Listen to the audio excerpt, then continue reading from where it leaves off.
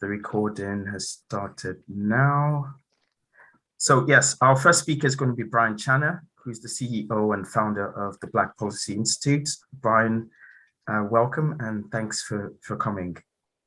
Over to you. Well, thank you very much, Kofi. What a wonderful for that wonderful introduction. First of all, I'd like to say I'm really pleased to be here in the midst of such incredible people to contribute to what's going to be a very stimulating event in the final week of the Black History Month. Well, firstly, my name is Brian Channer. I'm the CEO of the Black Policy Institute, which is an equality think tank dedicated to advancing inclusive growth.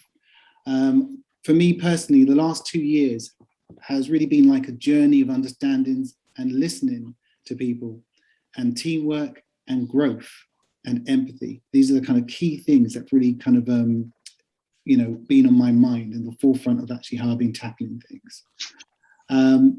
But so when it comes to me looking at problems, and I think COVID has actually highlighted a number of them, I think it's really important to get inside of the problem in order to understand and hear it, in order to create solutions, in order to resolve these problems. So Black History Month is indeed, I would say, a part of the DNA of British history and its presence. So as you know, that Black History Month was actually first celebrated in the UK in 1987 in an effort to acknowledge contributions from African Caribbean descendants to British history and society. During this annual celebration, we were not only commemorating the achievements of people of African descent, but also raising awareness in the continual legacy of inequality affecting Black people. There's still a lot of work that needs to be done in order to improve the lives of African Caribbean communities in the UK. There are already numerous amounts of reports that account on the racial and ethnic disparities in the provision of health access to justice, to employment compensation, wealth acquisition, educational advancement, amongst others.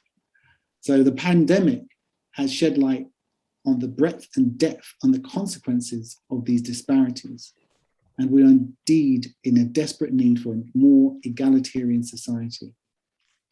The road towards true equality must be paved with policies aimed at bringing not only equality, but equity. This type of policymaking requires new voices with diverse of thoughts as well as diversity of lived experience. So that individuals and communities can flourish and enjoy the highest level of well-being. So the newly found Black Policy Institute seeks to be one of these kind of agents for change. We are a collective of diverse professionals who utilize our voices to comprehensively develop policies for the most vulnerable people. We use our expertise to craft real solutions to challenge problems facing our communities, as we are a collective of those communities that we are representing. So it's important that we have a direct relationship with the policies that we seek to readdress. So we work in partnership with the communities that we serve and the constituencies that share our vision for a healthier and more equitable society. So through our commitment to the next generation of transnational policymakers, we've also launched a future global leadership program, which trains 18 to 25-year-olds residing in the UK and the USA from an African Caribbean background to develop policy solutions aimed at improving the lived conditions for Black people throughout the African diaspora. So moving forward, as we reflect on Black History Month, we must not only be mired in the past, but we must also reflect on how the past shapes our present and the present shapes our future. So in doing so, propels us to act with purpose and a fuller appreciation of the myriad of dimensions of Black experiences in the UK and around the world. So Black History celebration should be an entry point to challenge institutional inequalities, both here and abroad. Black British History Month is a part of the DNA of Black history and its people and its identity. British people should have full access to the richness of their history. Black History Month provides us with an opportunity to better appreciate the multicultural nature of how we indeed live and lived. Black History Month is a gift that benefits us all. So with that said, I would say Black history is indeed our history, British history, global history. So to you, to all, I wish you a happy Black History Month. Thank you. Thank you very much.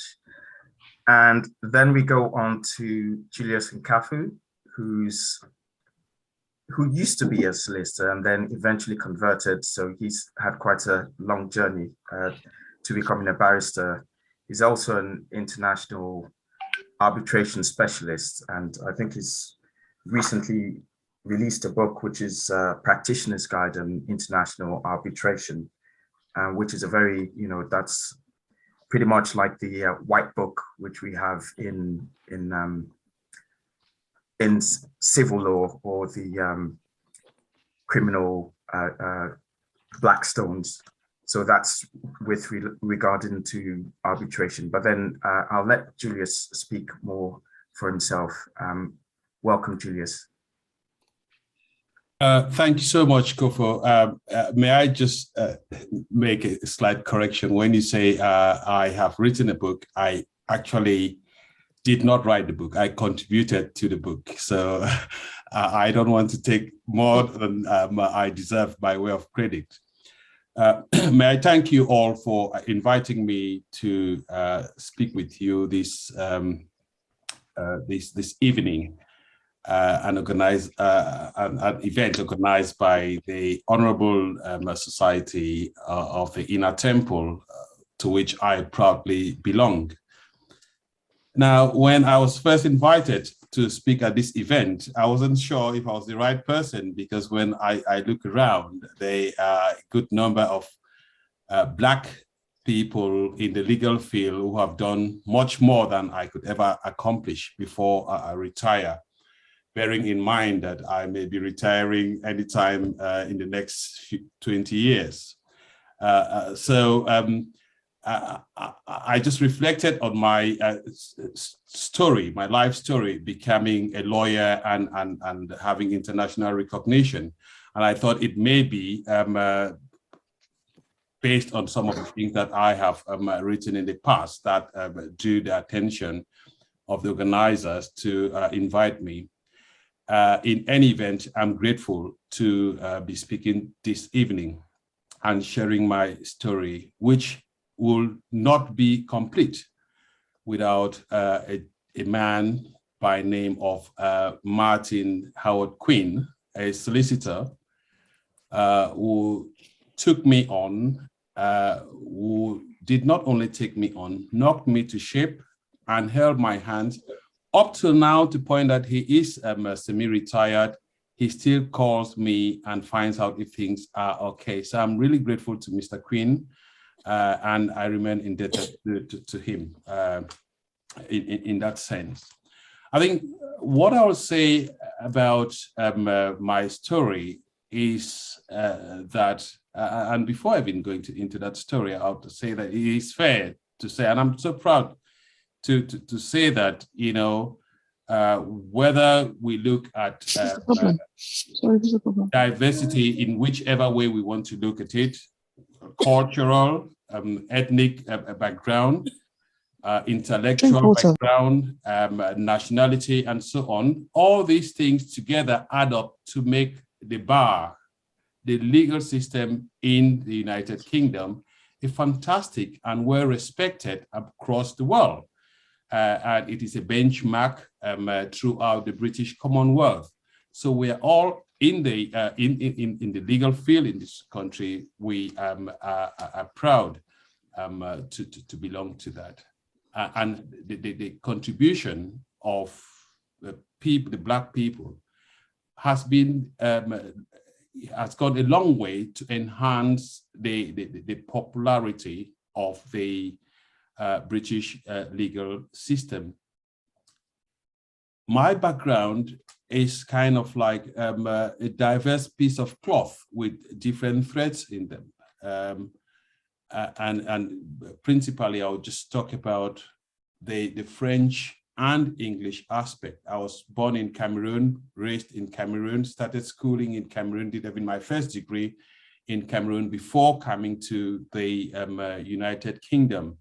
Cameroon, as you may know, is one of the few or two bilingual, strictly speaking, bilingual countries in the world that have French and English going on together, or as the two officially recognized languages. That means that when I did law in Cameroon, I studied the civil law, which is directly from France, but also the common law from England. Now, those two strands, I have sought to work on them and to take advantage of them and use them to enhance my practice as a lawyer. And thanks to them, I have, as I said before, gained some amount of international recognition, because using the two, both English and French, and not only the legal system, but also the language, has been of immense importance in terms of the height to which one could go.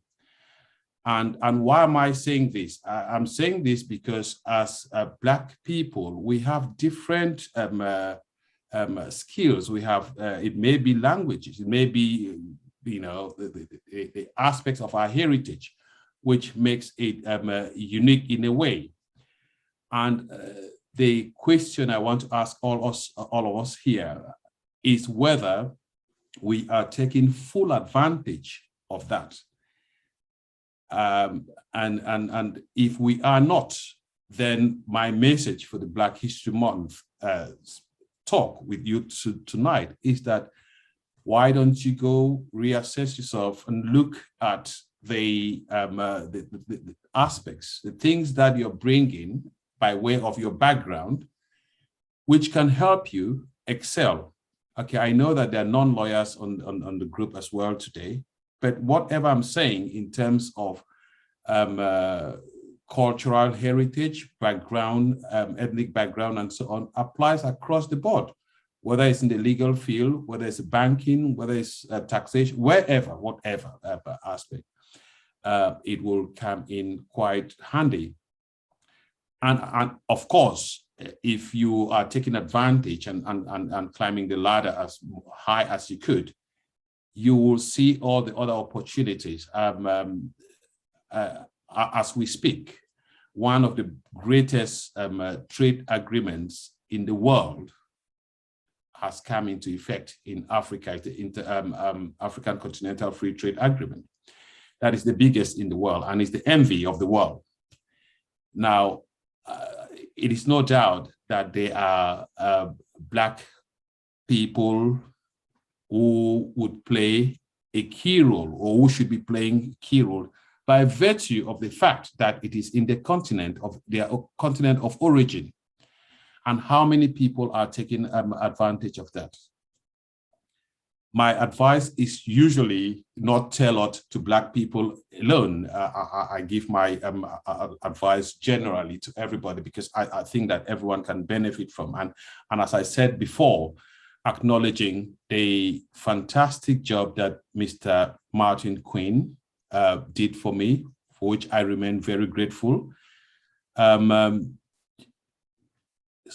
Encouraging me, and quite clearly he's not an African, he's not a Black man, but it just goes to show that when we have a society that we all support each other, it doesn't matter your skin color and so on, we see that the growth is there. And acknowledging the work that Martin has done, I hope it encourages and it inspires other non-Black people to help, because as we speak, and as it's a fact,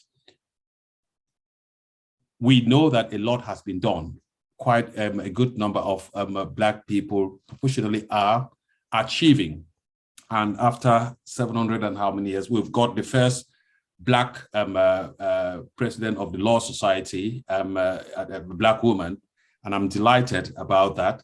And there's been some improvement, but more can be done if we work collectively, especially encouraging each other to achieve much more than they think they could. I'm always available to advise and suggest to people how they could do things differently. I'm talking of those who come to me and say, how can I do it any better? I don't know much, but all I know is that I've got the commitment to help other people climb the ladder. And I'm always ready to do so.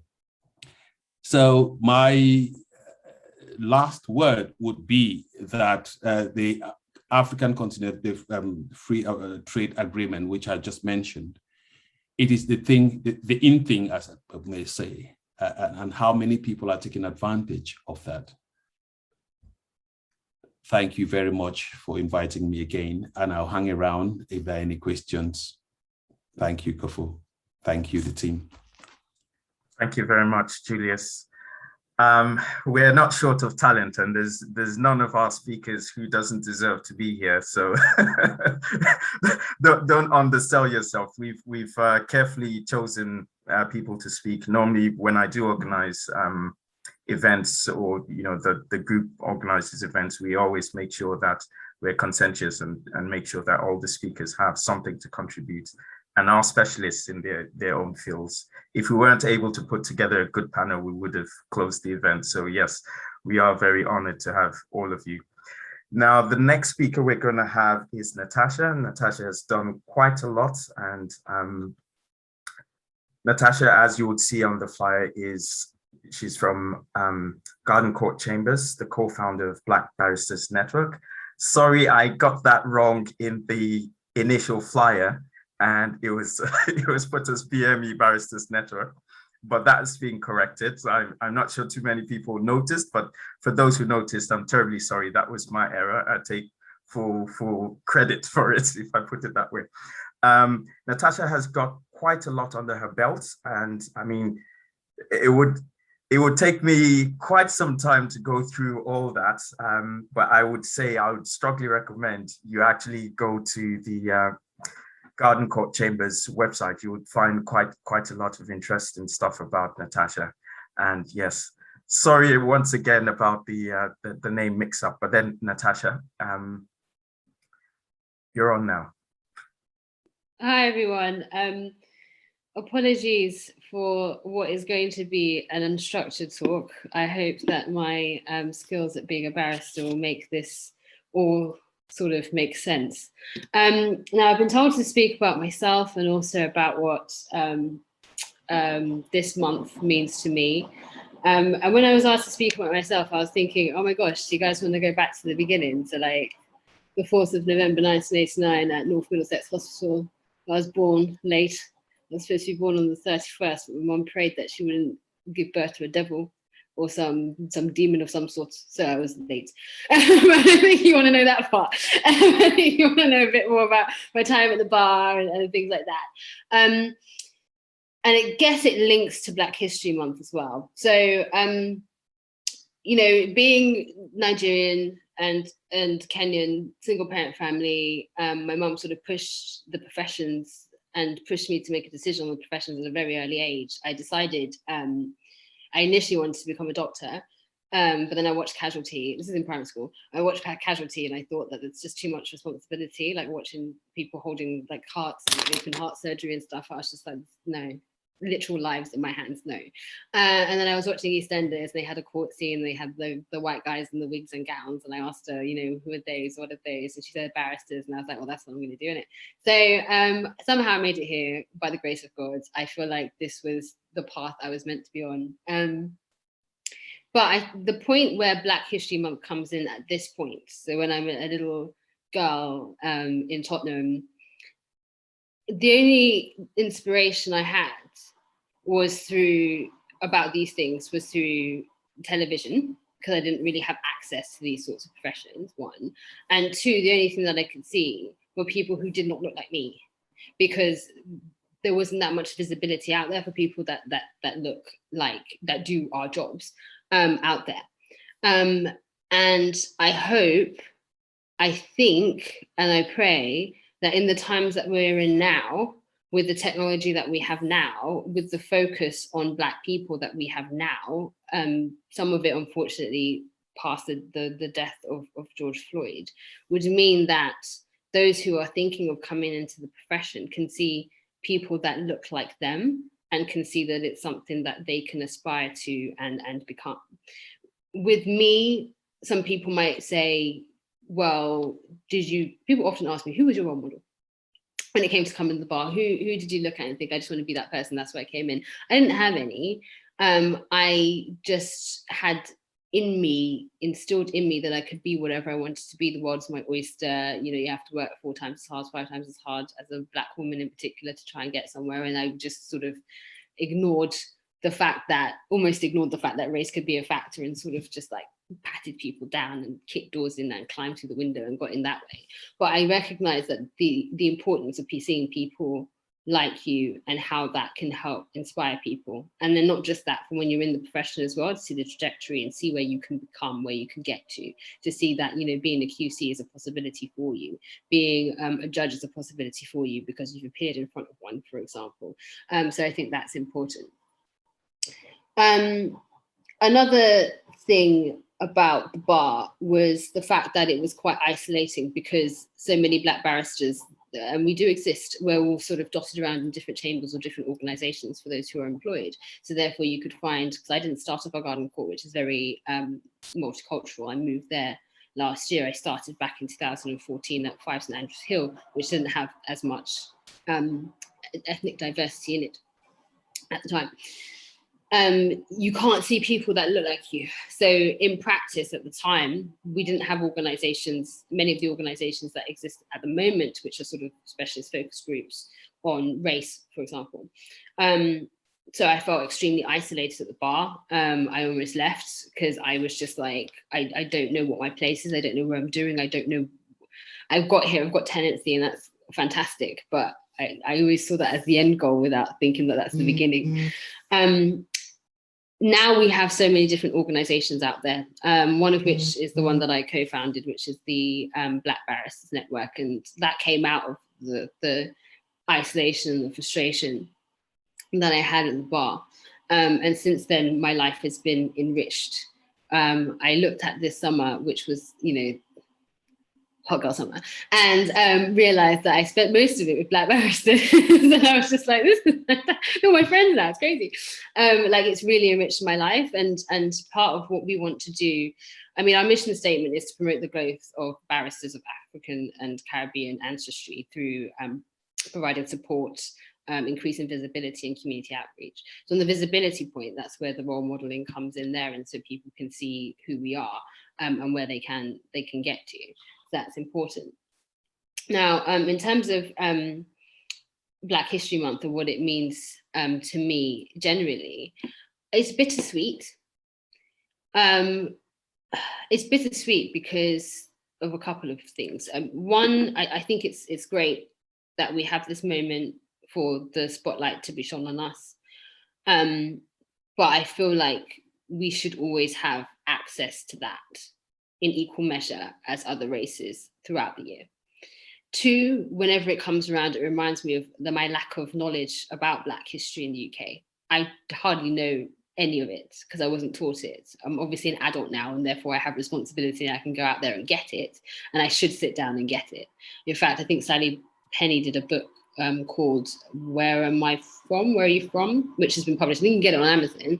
And I've been saying to myself, I need to buy that for myself as a gift, and I need to sit and learn. I even did a video with Matthew Ryder, QC, last week, which for the BBN, which I'm going to publish tomorrow when I get the time. I'm going to upload it. And it's just a quick one about Black History Month, and he tells the story about a case of a Black person who was a slave, and they wanted to capture him again, and it was about a case and blah, blah. And I was just like, how the hell being a Black person and also being in the legal profession, did I have absolutely no idea about this case? It's embarrassing. So that's part of the bittersweetness. But I do think that our history, our contribution to this country is something that should be celebrated and taught throughout the year, not just during Black History Month. I'm not sure if I've run out of time. I may have run out of time. So therefore, I'll probably just leave it there, other than to say that I'm going to be here afterwards if anyone has any questions. And thank you so much for listening. Oh, thank you. Thank you very much. So yes, the next person we're going to hear from is Simon Regis, who has, I mean, he's got quite a high profile in terms of in the civil service. Simon is,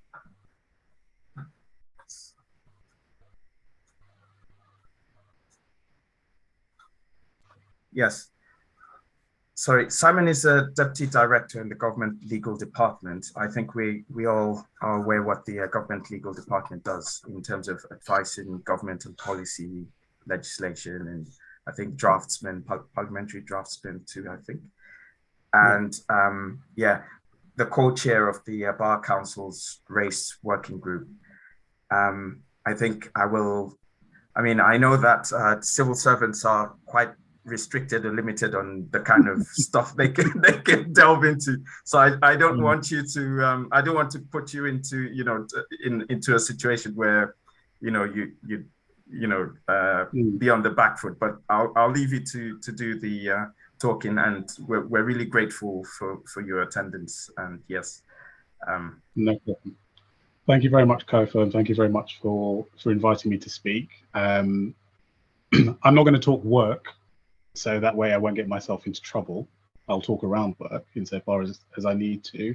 The first thing I want to say is that Natasha has basically stolen most of what I was going to say, but the love I have for Natasha is okay, so I can live with the fact that her origin story is very similar to mine. The bittersweetness around Black History Month is very similar to mine, and I'm not going to apologize for repeating it, but putting my own little flavor here and there on it. So, but I'll start backwards. In terms of what Black History Month means to me, I, like Natasha, think, Black History Month is 365 days of the year. Black history is 365 days of the year, but we have a month and it allows us to focus and to celebrate and to give thanks to those who went before us, to remind ourselves that we also have worth and the contribution that we make, and it also allows us to continue to lay a path and allow others to stand on our shoulders. So insofar as I get inspiration from that, this is the month where, for want of a better phrase, we get to shine. But the reality is we shine 365 days of the year, and that in and of itself should be recognized. So in terms of journey and origin story, because I'm a little bit older than Natasha, I wasn't traumatized by casualty. I too wanted to be a doctor, but my whole thing was that I didn't get on with biology and biology didn't get on with me while I was being taught that at school. So then I went through a whole range of what else could I do?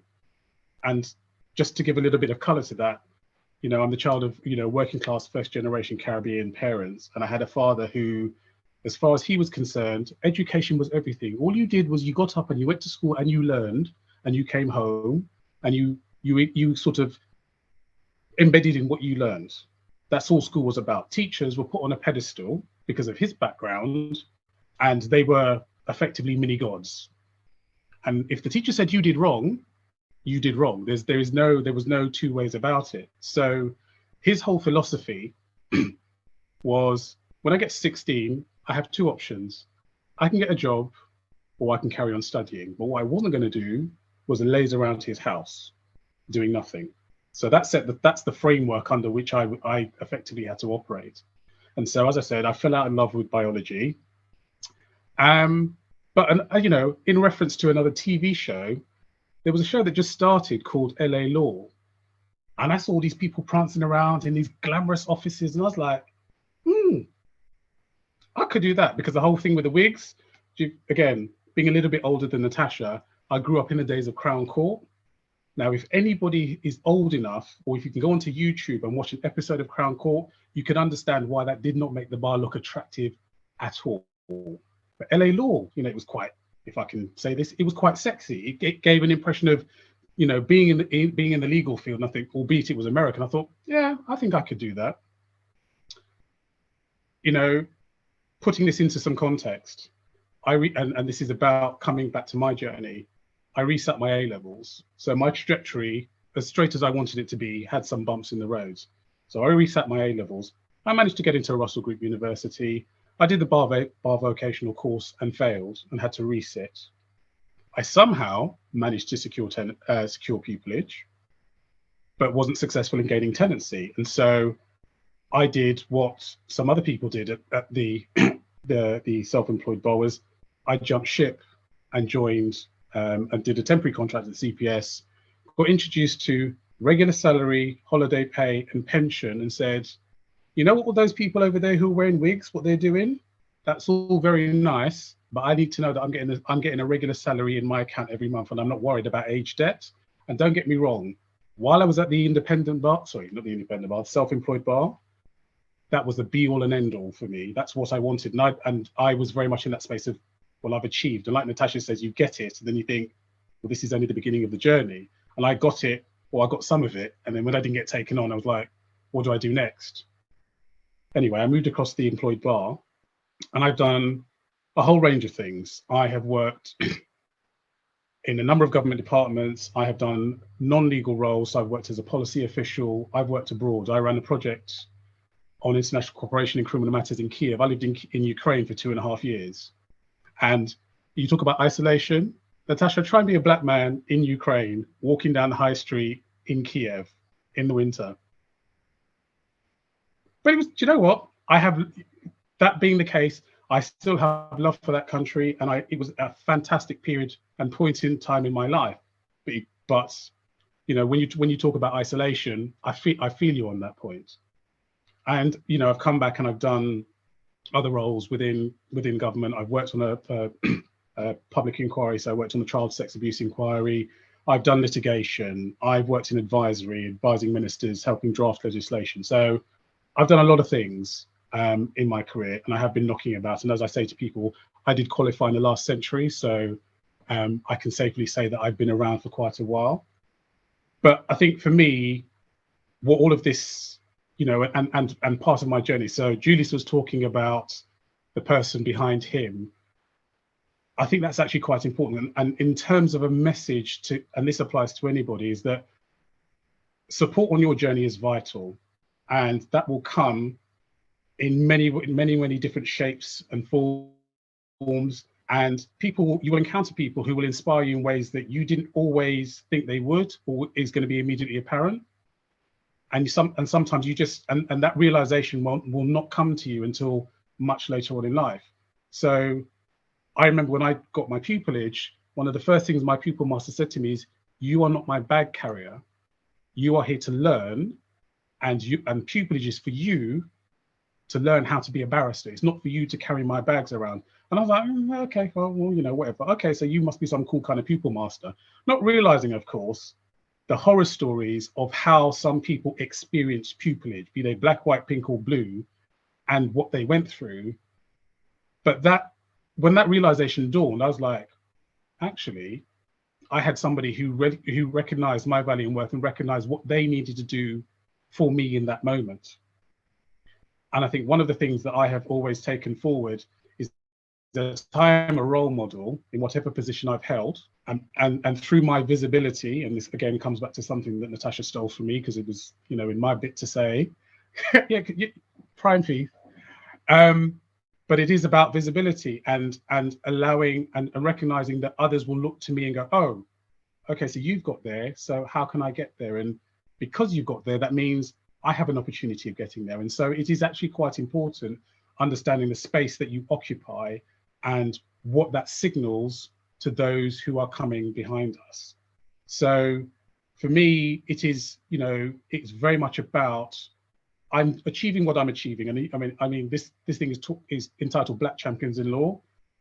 I don't consider myself in that kind of sphere of and space. That's how I don't think of myself like that. Others may do, but I don't. I just think if I get up, I do my job, I have some responsibilities, and I will progress as I progress. But the reality is, I do embrace the fact that I am a role model, that my visibility actually is important to others, and as such, whatever light I can shine and whatever support I can give just by being here, or by mentoring, and I mentor people as well. That is my contribution, because I'm standing on the shoulders of others that went before me.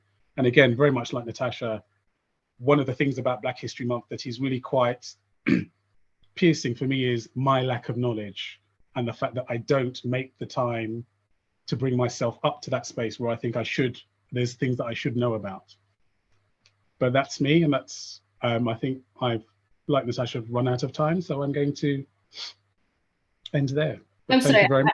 I was trying my hardest not to heckle, but I have to heckle, okay? Because like Right, I heard what he said about not being a Black champion in law, and I have to take it back. Me and Simon just came out of a meeting before here with the race working group, and he is one of the co-chairs of that group. Okay, so you're leading at the Bar Council change within the legal profession vis-a-vis race. So yes, you are, and I sit on it as well.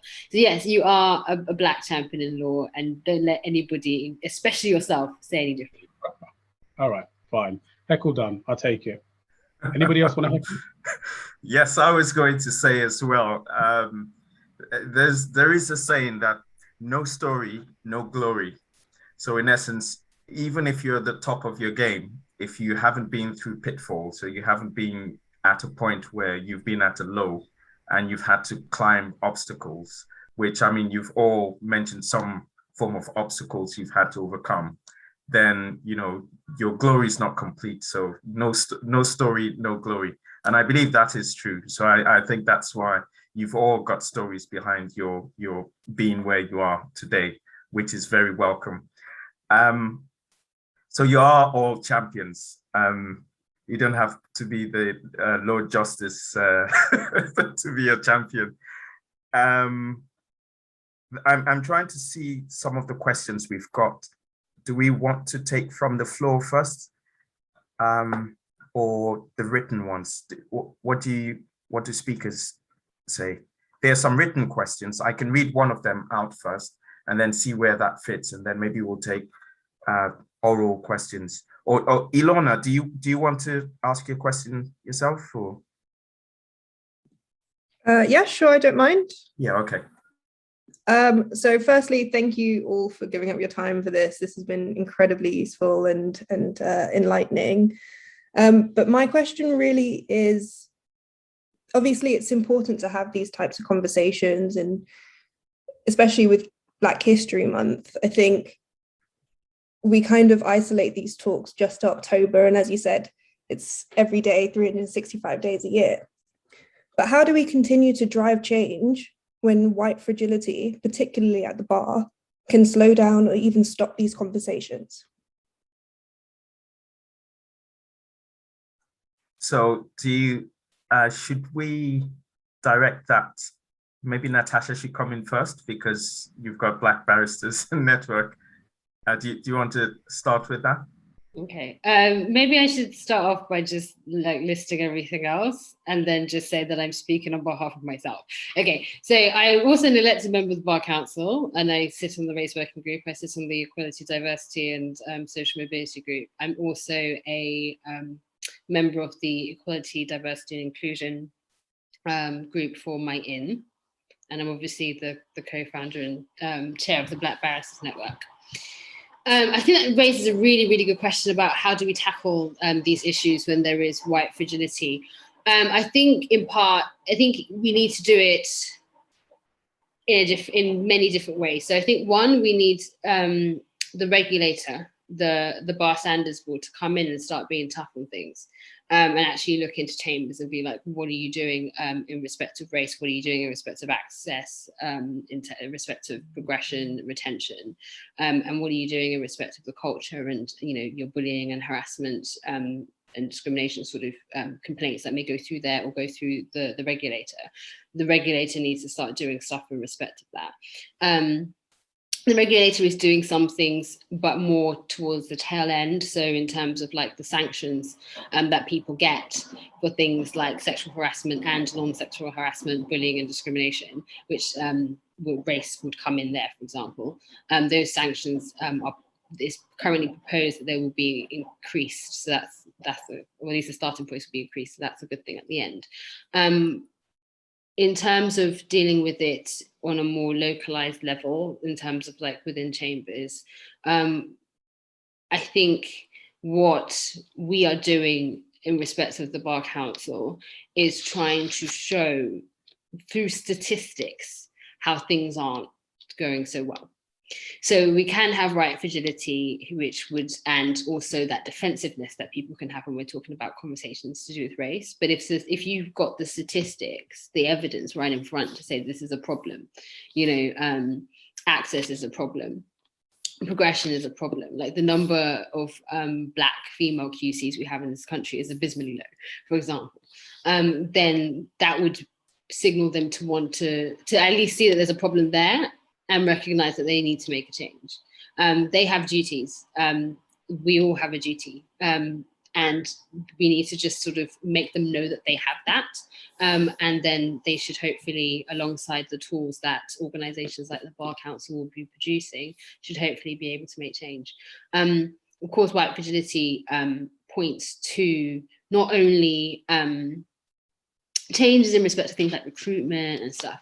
The overarching thing, I think, is culture, and culture is something that is more difficult to change. But I know that, for example, the Race Working Group, we've created a training guide for discussions on race and things like that that can happen in chambers that will hopefully start the ball rolling with those things.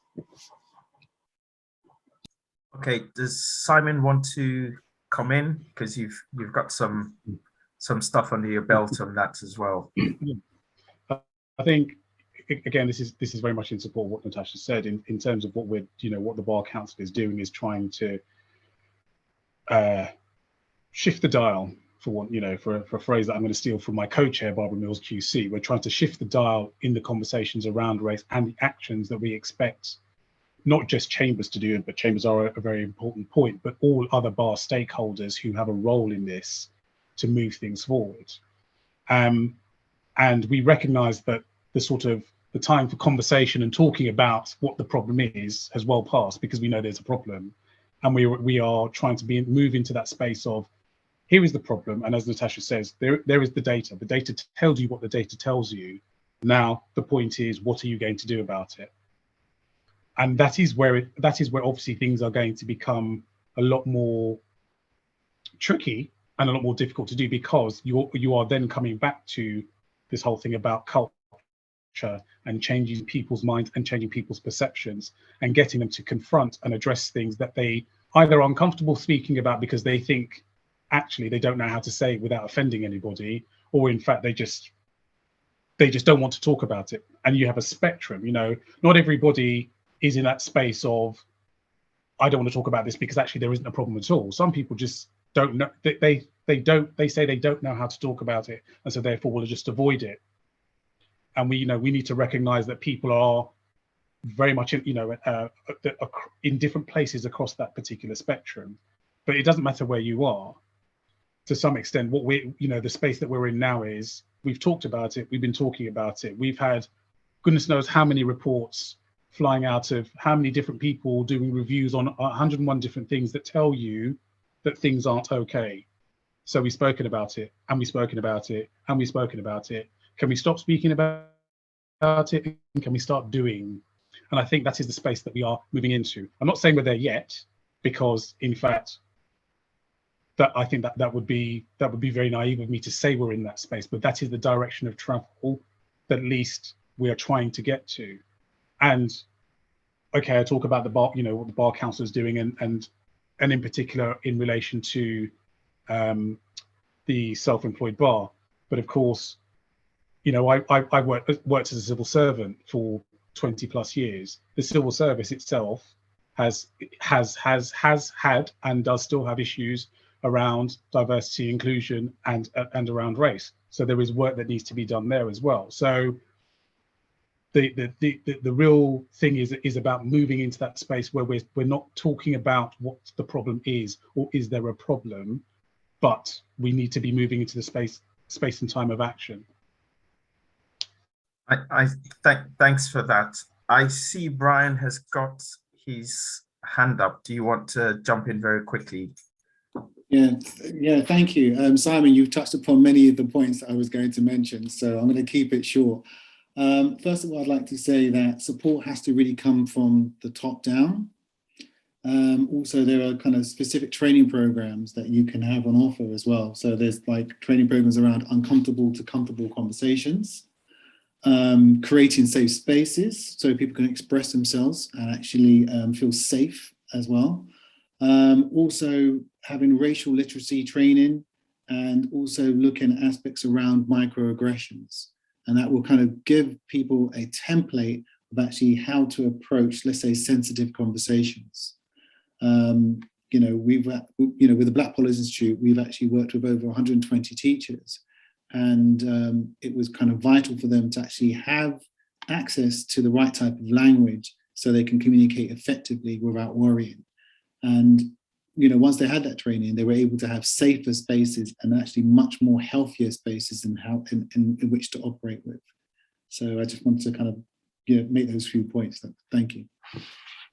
Yeah, thanks. Do we want to see from, there some more questions? I think we might not have too many to take, but do we want to, Julius, can you give us more of a flavor about on the international stage? How does it work? Is the profession on a wider scale the same in the arbitration field, or how's the flavor there? What's the feel like?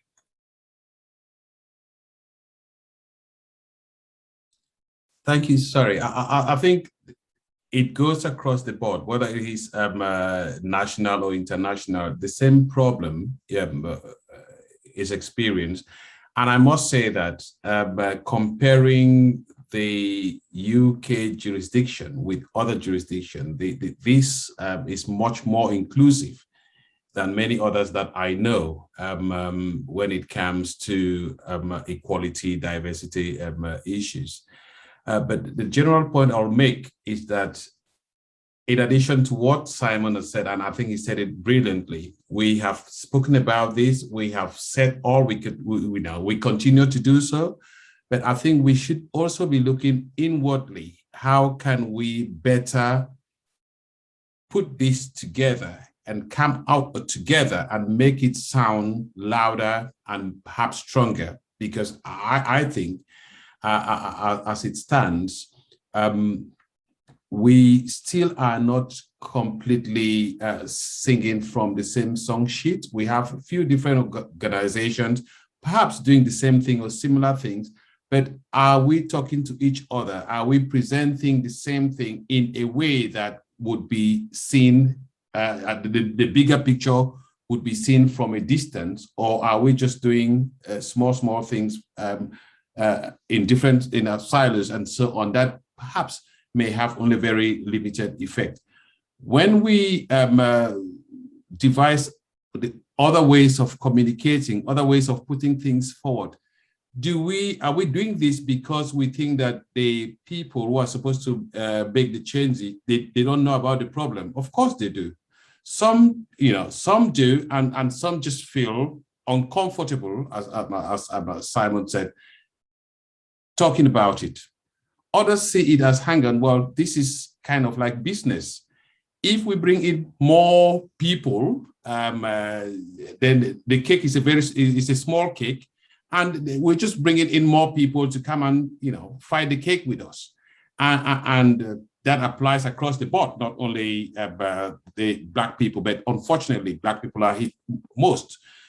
Up till today, we still suffer. In fact, I was in court today, and I was looking at the list. I had my overcoat on with my cap. So a gentleman and a lady, Black man and Black woman, standing next to me, look, they were there looking at the list as well. And when they finished, they turned around to me uninvited and said, okay, well, I guess you are here for the same reason, because I was looking at the same list like them. And what they meant is that you're here for the same reason, i.e., you are here to answer, you've been summoned to answer charges. I've had occasion in the Royal Court of Justice where I turn up, the usher has asked me, where's your lawyer? When is your lawyer coming? And I've turned up at some occasion with my clerk, and it has been the case that they had gone to my clerk to talk to my clerk because my clerk was white and I was black, and thinking that my clerk was the lawyer. And it happens day in, day out. Some of it is complete ignorance, but some of it could be by design. I think that the response, generally speaking, should really be the coming together and talking like one big voice. And I think the Bar Council is beginning to do things, and I'm only hoping that with the like of you, Simon, and Natasha, you can encourage and help make it go faster. But it's been there for some time now. Not too long ago, just before lockdown, I went to the Grayson Library with my friend's son. And as we came out of the library, walking behind the lawn, the security people, 2 white men, came to us and asked us if we've lost our way, if we needed help, and so on. In other words, a black old man and a young man, what are you doing around here? Is this really, so there's all that. And again, it could be complete ignorance. So to those ones, people can talk, but to other ones who are really enlightened, either it is the case that they don't want to have a conversation, or the case that, well, it's only a tiny piece of cake. There's no point pushing and bringing more people. And it is a commercial world. So we all have to fight for our pieces of cake. If we think that we'll just perhaps fold arms and then everything will be added onto us, generally speaking, it really doesn't work that way. But I'll stop talking about that as it is. Thank you very much. Can I ask, there's a question which I think is quite important, and that is what allies can do, because essentially working on anything to do with race cannot be done just by us ourselves. We do work with allies, and what makes a good ally, or what can white allies do to support? I think that would be a question everyone would, all our speakers would touch down on briefly, and then maybe give a last piece of advice, and then we can close the meeting. Or should we just take the question first, and then we go around and take the last piece of advice? I think that's the last question we'll be able to take.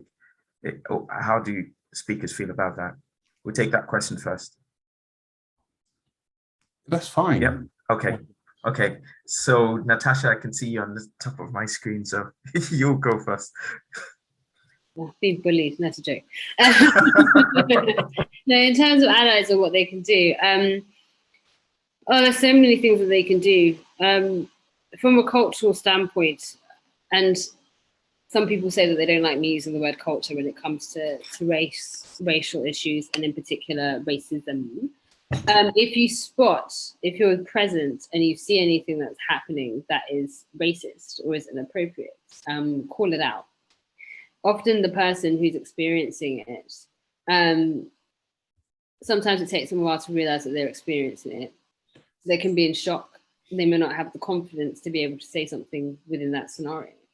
So for example, if it's something that's said by a senior barrister to the other person who's junior, for example, if it's something that's said at a all chambers meeting, if it's something that's said in reply all emails, is it something that's said or done in a way in which the person may feel uncomfortable to say something, you call it out.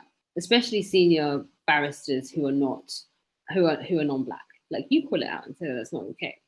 That's one of the things. Another one is to actually go and look at the material that's already out there. So instead of just sort of sitting and being passive, look at the statistics that are out there, note that there is a problem, turn around to your chambers if you're not in a position of being able to actively do a change.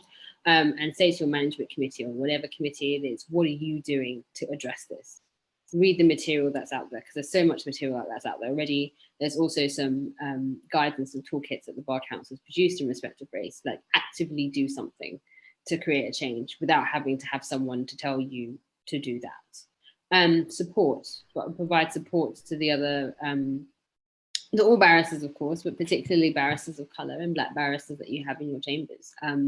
If you're a more senior one, then maybe consider providing some advice in terms of mentoring. You know, think about sponsorship, which would be like introducing them to solicitors that instruct you, that sort of thing. Like, actively try and do those things. Also question who you're giving that assistance to as well. Like, have a look and see what kind of barristers is it that you're supporting. What kind of barrister is it that you're, especially if you're senior, pulling in to be your junior on a case? And maybe you need to reconsider who that person is. There's so much that people can do. Speaking of, I'm in a resolution talk. They have the YRES, they have a conference. Resolution's like a family law organization, and it's about allyship. And what I just said, which was completely off the cuff, is actually now in preparation for that talk. So thank you very much for that question. Nice one, Natasha. Okay. Two things I would pull from what Natasha said, and one about the call it out, is also to understand that there is normally a power dynamic behind that, which puts that person who is facing what they are facing in a situation where they are unable. So as well as shock, surprise, everything else, there is normally a power dynamic to that as well that makes it more difficult. So as an ally, definitely, I would say call it out. And the other thing, and this again builds on what Natasha says about there is a lot of information out there. Also, in terms of educating yourself, don't expect to be educated by the people who are going through what they're going through, because there are enough resources and there is not enough information out there for you to be able to do that. So it's not to say, oh, I don't know where to start. You can start somewhere, because one book on an article will lead you to read other things. And it's about, because I would say that one of the things that becomes quite tiring is the continual education of people who say, well, I don't know where to start, so can you tell me, can you help me? And it's like, well, you don't seem to be that sort of incapable or incapable in other areas, so why are you incapable in this area to kickstart something? And I think as allies, that's actually quite important, because for a lot of us in this space, there is an element that we are also quite tired of having to say the same things over and over again. Yes, many thanks for that. I just had a quick point to add to that. Sorry, I just remembered. When it comes to the calling it out, I think we as barristers in particular need to remember that we have an obligation to report serious misconduct. And in some instances, it may end up being serious misconduct. So therefore, under our code of conduct, you may actually have to report stuff to the BSB. So remember that. Yes, thank you. Very important points. Do you want to give it a go, Julius? And then Brian? I think Natasha and Simon have spoken quite clearly on this and made very good points. The only thing I would add is that when you're looking for allies, you should look for anyone who is able to help you, not based on color or background or something, because there are very good people out there generally who are not necessarily Black people, but are more sympathetic to Black issues than some Black people who have actually achieved quite a lot. So your allies should really be broad brush across the board. Many thanks, Brian. Yeah, thank you very much. I think you've all made some really excellent points. I just got a few to add. I would say sort of educate yourself, understand that, view privilege as the battles you don't have to face. Say something if you see something. I know, also asked to bring diversity to the table, diversity in candidates, diversity in leadership, build a community of allies. You can, if you're a bit older, you can talk to your children about race, and also you can challenge your stereotypical beliefs as well. So these are all simple things you can start doing straight away. Thank you. Okay, many thanks. Very insightful speeches by the speakers. Do we want to give a final word of advice? Just a few minutes each, maybe 1-2 minutes each. We'll start this time not from Natasha, so you don't feel bullied. This time we'll start with Simon. So we go the reverse order. Okay. So just I can keep this fairly brief. Support. Recognize that support comes in very many different ways, shapes, forms, and support is vital on your journey. You didn't get to, and you will not get to where you eventually get to on your own. You will do a lot by yourself, but you will achieve so much more if you have people around you who are supportive and supportive in different ways. And I think the other thing to recognize is in whatever you're doing, you are a role model. And in particular, if you are Black, you are a role model for others to be able to see what they can achieve, and no doubt in any way, shape or form, surpass what we have done already. That's it for me. Thank you. And then now we go to Brian. Okay, so first of all, first thing to say, I want to thank you all as well. It's been really delightful being here today. I really enjoyed being here, and I think there was lots of really great points mentioned. I posted my details in there. I say stay in contact. If I said, before there was mentioned, build a community of allies. So please do stay in contact with us, follow us on our social media.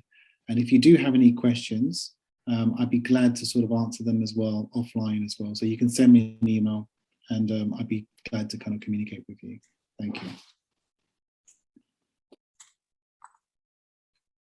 Oh, sorry, Julius. Yes, just to say, like Simon, I'll say if you want to go, I think it's a Chinese saying, if you want to go fast, you go alone. But if you want to go far, you go with others. So we should always see what others are doing, how we can support, and how we can develop together.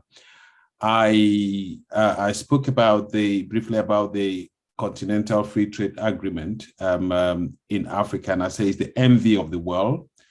I think I may be forgiven for saying this, but I think all Black people could trace their origin from Africa, and that is a continent that you're free to go, loiter, exploit what is going on there. And I just urge people to look up this Continental Free Trade Agreement. There are so many opportunities out there.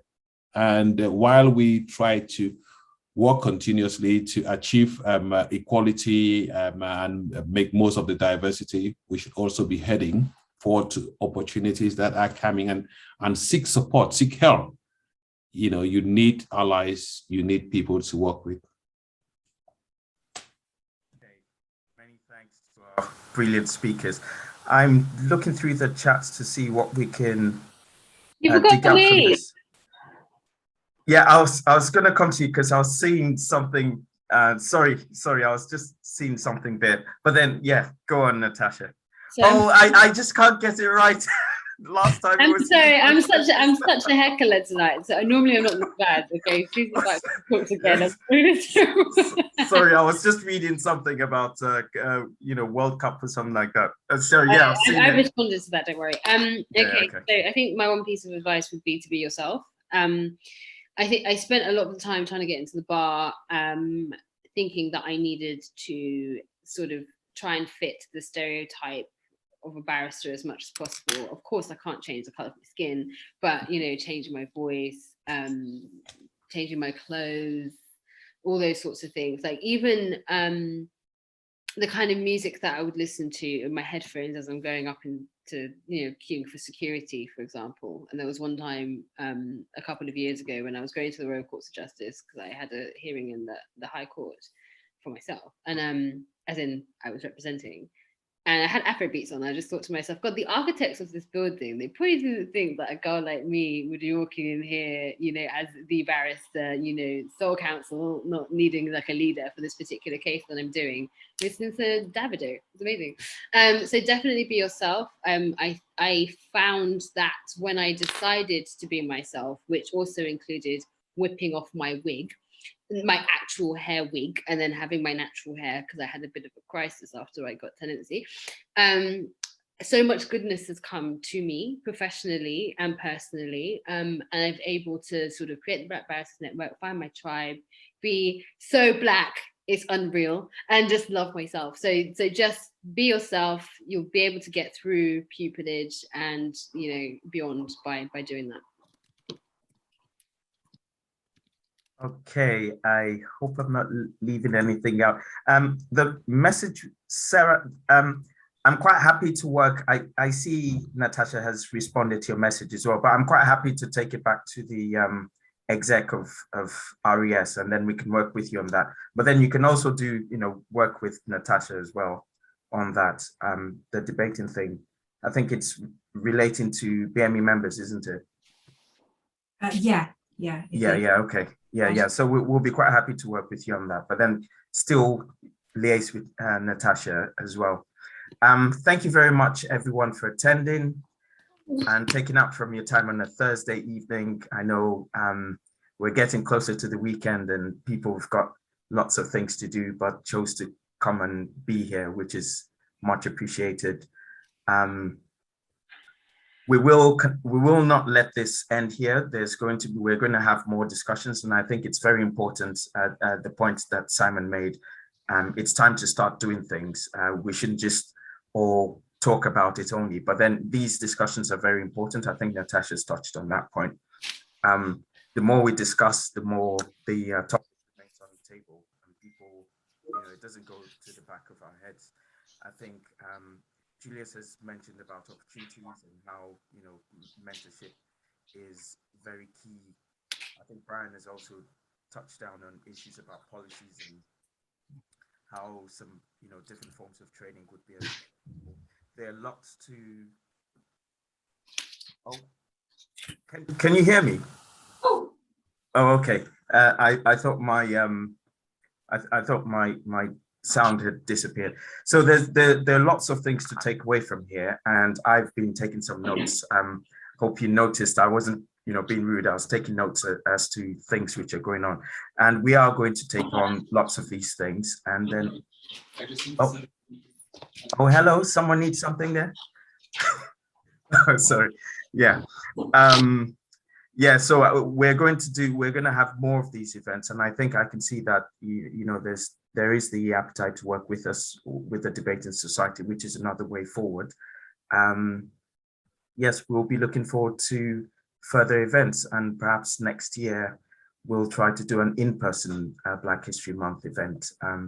Who knows if we're going to be able to take over the dining hall and serve Black dishes, but we'll be working towards that and see how far we get. Thank you everyone for coming, and yes, have a nice evening. And before we go quickly, I'm not sure. Sorry, Raisha. Yes, okay, I wasn't sure if people could hear me or not. My mic's been acting funny. I very quickly just wanted to say, of course, again, a thank you to all our wonderful speakers. This was absolutely brilliant. But also, again, a thank you to COFO, from, of course, the others on the committee too as well for arranging this event. I did also want to add in that committee positions are still open. We have extended the deadline for committee positions on the Racial Equality Society. So if there are Intertemple members here, please do send through an application. We are very eager to read your applications. And thank you again for coming. And again, once more to our speakers. This was a really, truly phenomenal event. Thank you. Do we have, Ife, can you turn on your camera? I mean, no pressure, so that we can see all the members, members of the exec. Just wave. Ife handles our social media, and then Raisa is our diversity officer. So Yeah, so everyone can see the exec, and we are like Race has just said, we are looking for more officers to join. It's a very relatively new group in infancy, so we are looking for people to take up the roles and support us. So please do send an application. I think I will drop my. Sorry, I've lagged behind on the chat. I will drop my email. I'll drop an email here, because I don't have the access to the email at the moment. So I'll drop an email here. If you are interested in a role, then just send me an email, and then I can forward it on to the general email we have. So I'll drop that here. I think that's it pretty much. So thank you, everyone, and yes, you can enjoy your evenings.